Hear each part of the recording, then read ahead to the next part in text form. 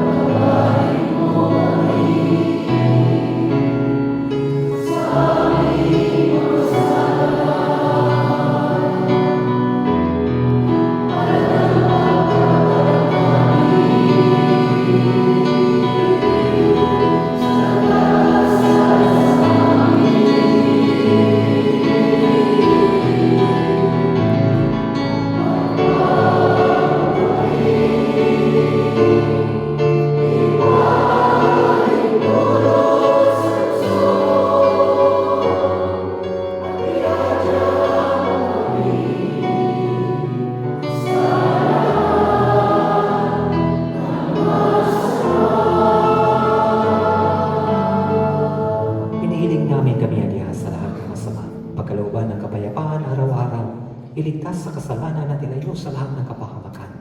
Samantalang aming pinananabikan ang dakilang araw ng pagkapahayag ng tagapagligtas naming si Jesucristo.